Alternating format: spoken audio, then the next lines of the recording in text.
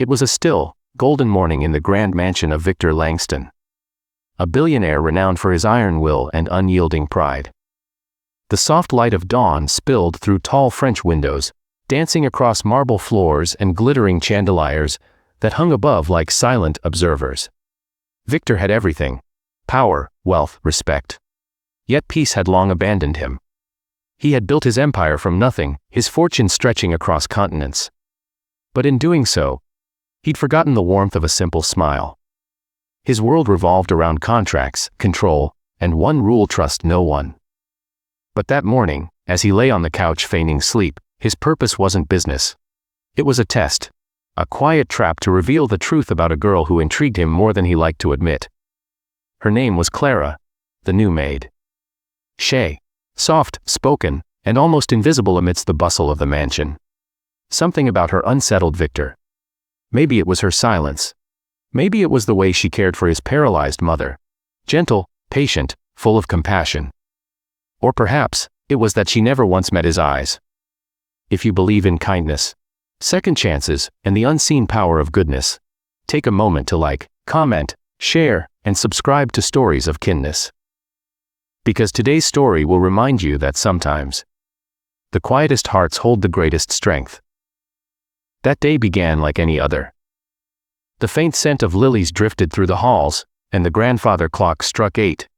Clara entered the drawing room, moving carefully, almost afraid to make a sound.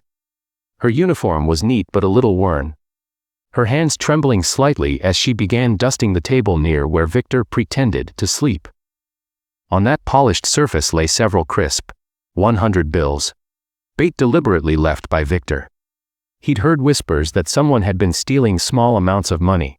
He didn't know who, but his instincts told him to test the quiet one. He believed her timid nature would make her easy to tempt. When Clara's eyes fell upon the money, she froze. Her breath caught, and the breeze from the open window brushed against her face. Her reflection flickered faintly in the gleaming tabletop.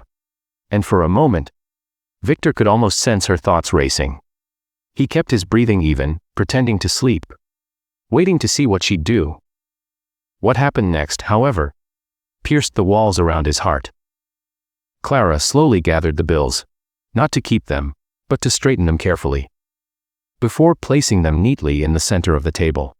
Then she reached into her apron and pulled out a small, crumpled envelope.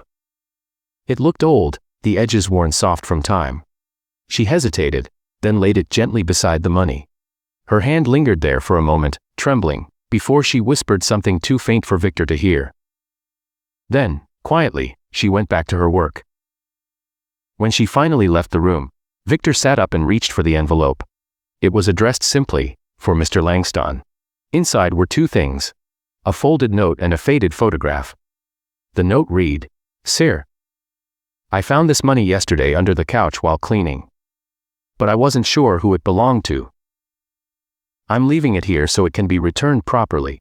Thank you for giving me this job. It means more than you know. Clara."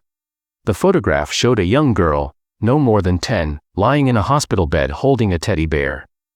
On the back, in the same neat handwriting, were the words, "My little sister, Anna. I'm saving for her treatment." For the first time in years, Victor felt something inside him break. The weight of his own distrust pressed against his chest. He had tested her, humiliated her silently, expecting greed, and instead found grace. As he stared at the photograph, memories long buried surfaced. His own sister, ill and alone, while he'd been too consumed by business to be there. Over the next few days, Victor watched Clara closely. She always arrived early, left late, and worked with quiet devotion. Often, she stopped by his mother's room, adjusting her blanket, reading softly from an old book. His mother, once expressionless, had begun smiling again. All because of that girl's gentle heart. And still, Clara never mentioned her sister. She simply worked, grateful for what little she had. One stormy night, with rain pounding the windows and thunder echoing across the hills, Victor couldn't sleep. Pacing the corridors, he stopped by the kitchen and saw Clara sitting alone, eating a small piece of bread with tea.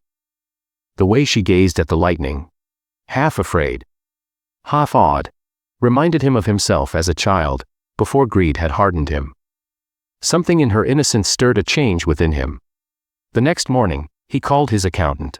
Quietly, he arranged a donation under Clara's name to a hospital specializing in pediatric care. He didn't sign his own name.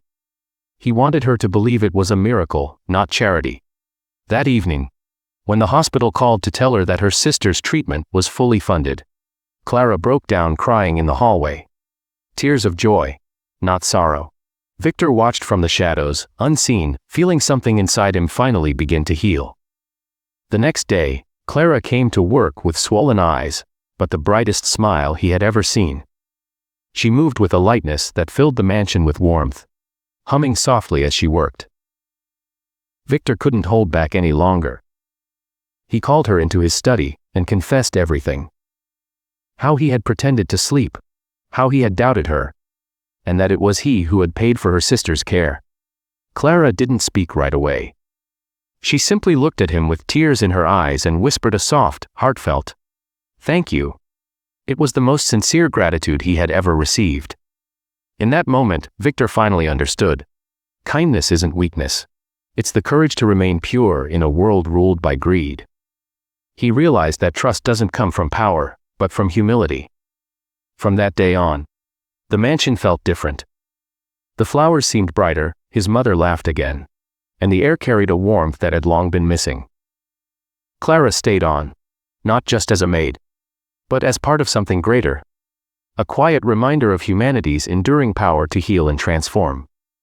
If this story touched your heart, or reminded you that kindness can change lives in the most unexpected ways, please like, share, and subscribe to Stories of Kindness. And before you go, tell us in the comments below, what would you have done if you were in Victor's place that morning?